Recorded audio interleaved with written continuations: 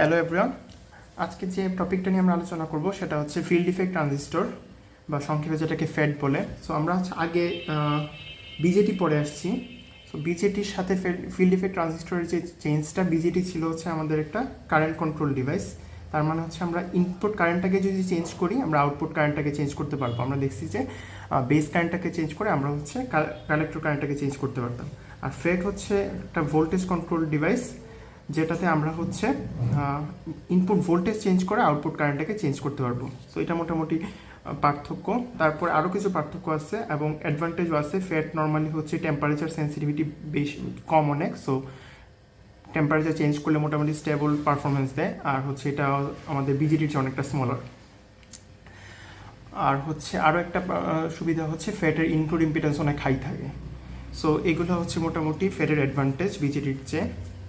এবং বিজিটি দিয়ে আমরা যা যা করতে পারতাম অ্যাম্পলিফায়ার হিসেবে পারফরমেন্স বা হচ্ছে সুইচিং, সব কিছু হচ্ছে আমরা ফেট দিয়ে করতে পারবো। সো ফেটের মধ্যে একটা হচ্ছে সিম্পলার টাইপ অফ ফেট হচ্ছে জেফেট, বা যেটাকে আমরা আসলে জাংশন ফিল্ড ইফেক্ট ট্রানজিস্টর বলি। সো এটার স্ট্রাকচারটা আমরা একটু দেখি। আমরা আসলে স্পেসিফিক্যালি বলে এন চ্যানেল জেফেটটা দেখতেছি। আচ্ছা, সো এখানে হচ্ছে মেইনলি একটা এরকম স্ট্রাকচার নেওয়া হয়, যেখানে মেইনলি মাঝখানে হচ্ছে আমরা এন টাইপের ডিফিউজিং করি আর এন টাইপ ডোপেন্ট দেওয়া হয়, আর দুই পাশে হচ্ছে আমরা পি টাইপ ডোপেন্ট দিয়ে এরকম একটা স্ট্রাকচার বানাই। আচ্ছা, এই পি টাইপ ম্যাটারের দুই পাশেই হচ্ছে আমরা এগুলোতে মেটাল কন্ট্যাক্ট দিয়ে এখান থেকে একটা টার্মিনাল বের করব। এই টার্মিনাল দুইটাকেই আমরা বলবো গেট টার্মিনাল, এবং হচ্ছে সংক্ষেপে জি দিয়ে প্রকাশ করা হয়। আর এই নিচের দিকের টার্মিনালে আমরা হচ্ছে নিচের দিকের টার্মিনালটাকে বলতেছি সোর্স টার্মিনাল, আর উপরের দিকের যে টার্মিনালটা থাকবে এটাকে আমরা বলতেছি ড্রেন টার্মিনাল। সো এই মোটামুটি আমাদের মেইনলি আসলে তিনটা টার্মিনাল, কারণ এই গেট আর সোর্স কিন্তু আমরা হচ্ছে কানেক্টেড, এই গেট আর গেট হচ্ছে নিজেদের মধ্যে কানেক্টেড, মানে দুইটা টার্মিনাল নিজেদের মধ্যে কানেক্টেড।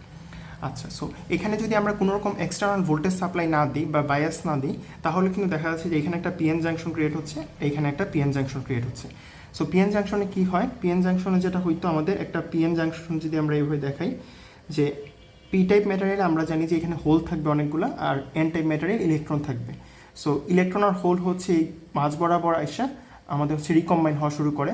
সো রিকম্বাইন হইতে হইতে আমাদের তার মানে ইলেকট্রনের হোল সংখ্যা কমে যাবে। আমরা এই পি টাইপ ম্যাটেরিয়ালের এই পাশে এবং এন টাইপ ম্যাটেরিয়ালের এই পাশে এইটুকু পর্যন্ত আমরা দেখব যে হোল, এবং এই অংশে হোল কমে গেছে, এই অংশে ইলেকট্রন কমে গেছে। সো হোল কমে যাওয়া মানে আসলে এখানে কিছুটা নেগেটিভ চার্জ ক্রিয়েট হয়েছে, আর ইলেকট্রন কমে যাওয়া মানে এখানে পজিটিভ চার্জ অংশ ক্রিয়েট হয়েছে। সো এই যে চার্জড অংশগুলা, এবং এখানে আসলে কোনো ফ্রি ক্যারিয়ার নাই, এই অংশটাকে আমরা বলতেছিলাম depletion reason. So PN junction এরকম ডিপ্লেশন রিজন ক্রিয়েট হয়, যেটাতে আমরা ফ্রি ক্যারিয়ার পাই না। সো এন টাইপ ম্যাটেরিয়ালের ক্ষেত্রে আমরা আসলে ফ্রি ইলেকট্রন পাবো না আর কি যদি বলি। সো আমরা এই পাশেও পিএন জাংশনের জন্য আমরা এরকম ডিপ্লেশন রিজন দেখাইতে পারি, এটাকে সারাউন্ড করে। সো আমরা পি রিজনের ভিতরে যে ডিপ্লেশন রিজনটা ক্রিয়েট হচ্ছে এটাকে আমরা আসলে দেখাচ্ছি না। সো এটা হচ্ছে মোটামুটি ডিপ্লেশন রিজনটা, আবার এটাকে সারাউন্ড করেও একটা ডিপ্লেশন রিজন থাকবে। আচ্ছা, সো এখন যদি আমরা সোর্সটাকে যদি গ্রাউন্ড করে রাখি এবং গেটটাকেও যদি গ্রাউন্ড করে রাখি, বা আচ্ছা, সো গেটটাকে গ্রাউন্ড করে রাখলে এরকমভাবে কানেকশন দিয়ে দিব, মানে আসলে আমরা গেট সোর্স ভোল্টেজটাকে জিরো রাখতেছি। সো এরকম করে যদি আমরা হচ্ছে ড্রেন আর সোর্সের মাঝে একটা পজিটিভ ভোল্টেজ দিই, মানে ভিডিএসটাকে যদি আমরা পজিটিভ রাখি, তাহলে কী হবে আমরা এটা একটু দেখতে যাচ্ছি। সো এই অংশটা, মাঝখানের যে অংশটা, এখানে আমাদের ফ্রি ইলেকট্রন আছে। সো এই অংশটা হচ্ছে একটা রেজিস্ট্যান্সের মতো কাজ করবে, এবং আমরা যেহেতু একটা ভোল্টেজ সাপ্লাই দিচ্ছি এই ডিআরএস এর অ্যাক্রসে, সো এইখান থেকে কারেন্ট ফ্লো হইতে পারবে। এবং কারেন্ট ফ্লো ডিরেকশনটা কী হবে, আমরা জানি যে পজিটিভ টার্মিনাল থেকে, পজিটিভ ভোল্টেজ থেকে নেগেটিভ ভোল্টেজের দিকে কারেন্টের ডিরেকশনটা হবে। সো এইটা হচ্ছে আমাদের কারেন্টের ডিরেকশন। আচ্ছা, এখন আমরা হচ্ছে দুইটা পয়েন্ট কনসিডার করি। এই উপরের দিকে যদি আমরা একটা পয়েন্ট নিই, এই অংশে এ একটা পয়েন্ট, আর নিচের দিকে একটা বি অংশে পয়েন্ট নিই, বি পয়েন্ট নিই। সো এই বি এর সাথে যে এস এর ভোল্টেজ ডিফারেন্স এবং এ এর সাথে যে এস এর ভোল্টেজ ডিফারেন্স, মানে আমরা ভিএএস আর ভিভিএস এই দুইটা একটু কম্পেয়ার করতে যাচ্ছি। সো এই পুরোটা অংশটা আসলে একটা রেজিস্ট্যান্সের মতো কাজ করবে। সো রেজিস্ট্যান্সের ক্ষেত্রে আমরা কি হয়, আমরা দেখতাম যে যদি এরকম দুইটা রেজিস্ট্যান্স থাকে, তাহলে এই পয়েন্টটার এখানের পয়েন্ট যদি আমরা এ নিই, এই পয়েন্টটা যদি বি নিই, তাহলে এ পুরোটা দিয়ে আমাদের সেম কারেন্ট ফ্লো হবে এখানের মতোই। সো পুরোটা দিয়ে যখন সেম কারেন্ট ফ্লো হবে আমরা এখানে ভোল্টেজ সাপ্লাই দিলে, সো তখন আমাদের আসলে এটাকে যদি আমরা এস বলি, তাইলে কিন্তু ভিএএসটা বেশি রেজিস্ট্যান্স অংশ পার হয়ে আসতেছে এবং ভিবিএস অংশটা আসলে কম রেজিস্ট্যান্স পার হয়ে আসতেছে। তার মানে এই অংশটাতে আমরা আসলে ভিএস ভোল্টেজটা আসলে ভিবিএস এর চেয়ে বেশি হবে, কারণ পুরোটা দিয়ে সেম কারেন্ট ফ্লো হচ্ছে, বাট এ থেকে এস পর্যন্ত রেজিস্ট্যান্সটা বেশি। সো এটা ওহমের সূত্র অনুযায়ী বলা যায় যে আমরা ভিএএস অংশটাতে ভিএএসটা ভোল্টেজটা আসলে বেশি হবে। সো এইটা হচ্ছে আমাদের হওয়ার কথা। এখন আমাদের ভিএএস ভোল্টেজ বেশি হওয়া মানে কি, এসটা আসলে আমরা ধরতেছি মানে ভিএসটা আসলে পজিটিভ হবে যেহেতু এইদিকে কারেন্ট ফ্লো হচ্ছে। সো এসটাকে আমরা আসলে নেগেটিভ টার্মিনাল চিন্তা করতে পারি আর এটাকে পজিটিভ টার্মিনাল চিন্তা করতে পারি। তাহলে এই এসটাই কিন্তু আমাদের এখানে হচ্ছে পি টার্মিনালে কানেক্টেড।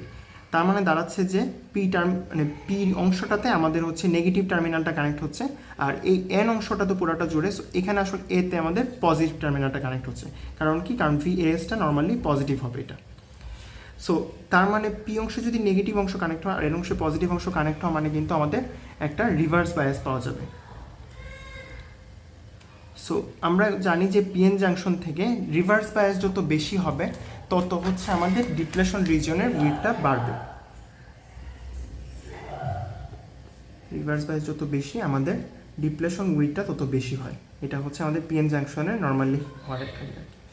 আচ্ছা, তার মানে আমরা যে এখানে হচ্ছে ইউনিফর্ম উইডটা নিয়ে কথা বলতেছিলাম, যে আমরা আঁকার সময় কিন্তু মোটামুটি পুরোটা অংশ জুড়ে ইউনিফর্ম উইড দিয়ে আসছি ডিপ্লেশন রিজিয়নটা, এই দিকেও ইউনিফর্ম উইড দিয়ে আসছি। বাট আসলে উপরের দিকে যেহেতু ভিএএস ভোল্টেজটা বেশি এবং উপরের দিকে রিভার্স বায়াস বেশি, তাহলে এই ডিপ্লেশন উইডটা কিন্তু এই পাশে বেড়ে যাবে।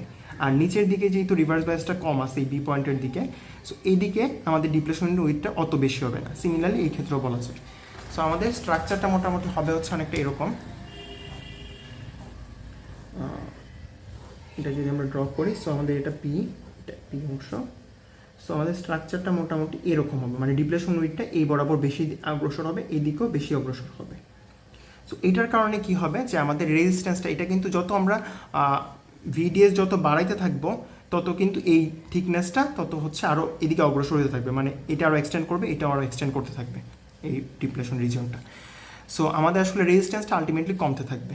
সো এই জিনিসটা হচ্ছে আমাদের শুরুর দিকে ভিডিএস যখন অনেক কম থাকে তখন এই জিনিসটা ডিপ্লেশন এক্সটেন্ড হওয়ার ব্যাপারটা অতটা প্রমিনেন্ট না।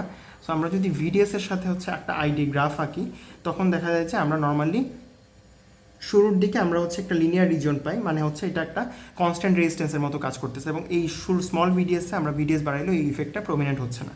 বাট যখন থেকে এই ইফেক্টটা প্রমিনেন্ট হওয়া শুরু করবে তখন আসলে আমাদের যত ভিডিএস বাড়াবো রেজিস্ট্যান্সটাও তত বাড়তে থাকবে। সো রেজিস্ট্যান্স বাড়তে থাকা মানে আমরা ভিডিএস বাড়লে আগে যে কারেন্ট ফ্লো পাইতাম এটা এরকম হওয়ার কথা ছিল লিনিয়ারলি, বাট এটা দেখা যায় যে একটু বেঁকে যাবে। সো এটা বেঁকে যে একটা সময় হবে কি আমাদের এই রিজনটা হচ্ছে পুরাটা টাচ করে ফেলবে। সো টাচ করে ফেলা মানে হচ্ছে এরকম যে আমাদের এই ডিপ্লেশন রিজন এইটা উপরের দিকে টাচ করে ফেলবে। টাচ করাটাকে আমরা বলতেছি, এই ভোল্টেজটাকে বলতেছি পিঞ্চ অফ ভোল্টেজ বা পিপি দিয়ে প্রকাশ করতেছি। তার মানে এখানে কিন্তু আলটিমেটলি আর কোনো চ্যালেঞ্জ নেই, এবং এই অংশটাকে আমরা আসলে একটা ইনফাইনাইট রেজিস্ট্যান্স চিন্তা করতে পারি। সো ইনফাইনাইট রেজিস্ট্যান্স চিন্তা করলে হবে কি যে আমাদের এরকম একটা লাইন পাবো, মানে আমরা ভিডিও যতই বাড়াচ্ছি বাট কারেন্টটা আর বাড়বে না। সো এটা হচ্ছে আমাদের ইনফাইনাইট রেজিস্ট্যান্স, কারণ ডেল ভিডিএস বাই হচ্ছে আমাদের ডেল আই হচ্ছে আমরা রেজিস্ট্যান্স চিন্তা করতে পারি। তাহলে আমরা ডেল আই যেহেতু জিরোর মতো অলমোস্ট, এবং ডেল ভিডিএস হচ্ছে আমরা চেঞ্জ করতে, তার মানে এখানে হচ্ছে আমরা ইনফাইনাইট রেজিস্ট্যান্স পাবো। সো মনে হইতে পারে যে এখানে আমরা আসলে কারেন্ট ফ্লো যেহেতু দিচ্ছি, মানে সরি এখানে যেহেতু আমাদের একটা মানে কোনো চ্যানেলই নেই, আসলে কারেন্ট ফ্লোটা কোথেকে আসবে, বাট আসলে এই জায়গাটাতে একটা মাইনর চ্যানেল সবসময় থাকে, যদিও আমরা বলতেছি পিঞ্চ অফ। সো এই জন্য হচ্ছে আমরা কারেন্টটা জিরো হবে না, বরং হচ্ছে একটা স্যাচুরেশন লেভেলে চলে যাবে। আচ্ছা, এখন এটা না করে যদি আমরা গেইটে হচ্ছে একটা নেগেটিভ ভোল্টেজ দেই সোর্সের রেসপেক্টে, তখন কি হবে, তখন আসলে এই সোর্সটাই কিন্তু আমাদের এন অংশটা যেটা, এই সোর্সে কিন্তু তার মানে পজিটিভ ভোল্টেজ পাচ্ছি আর গেইটে হচ্ছে নেগেটিভ ভোল্টেজ পাচ্ছি। তার মানে এই গেট সোর্সের মাঝে হচ্ছে আমাদের একটা রিভার্স বায়াস পাবো, মানে পিএন জাংশনটাতে একটা রিভার্স বায়াস ক্রিয়েট হবে। সো আমাদের এই এতক্ষণ আমরা হচ্ছে গেট সোর্সে কোনো ভোল্টেজ দিচ্ছিলাম না, জিরো ভোল্টেজ ছিল, বাট এখন হচ্ছে একটা নেগেটিভ ভোল্টেজ দিলে গেইটে দেখা যাবে যে আমরা মানে রিভার্স বায়াস যেহেতু এটা মানে ফেসিলিটেট করতেছে, সো আগে যে ভিডিএস ভোল্টেজে আমাদের এই পিঞ্চ অফটা হইতেছিল এই ভোল্টেজটাতে, এখন হচ্ছে এটার কম ভোল্টেজে আমরা পিঞ্চ অফ পেয়ে যাব। সো ভিজিএস যদি এভাবে কমাইতে থাকি, এটা হচ্ছে -1 ভোল্টেজ ধরলাম, সো এখানে আমরা আগে পিঞ্চ অফ পেয়ে যাবো, কারণ সে হচ্ছে কিছুটা রিভার্স বায়াস সাপ্লাই দিচ্ছে। সো এরকম আরও কমাতে থাকলে আমাদের পিঞ্চ অফ ভোল্টেজটা আরও কম থাকবে, ইভেন কারেন্টটাও কমতে থাকবে। সো এই ছিল মোটামুটি আমাদের জেফেটের উপর আলোচনা বা কীভাবে কাজ করে মেইনলি জিনিসটা। আর এটাকে আমরা এন চ্যানেল বলতেছিলাম কারণ এন অংশ দিয়ে হচ্ছে আমাদের কারেন্ট ফ্লোটা হচ্ছে, মানে এন চ্যানেলটা দিয়ে কারেন্ট ফ্লো হচ্ছে। Thank you.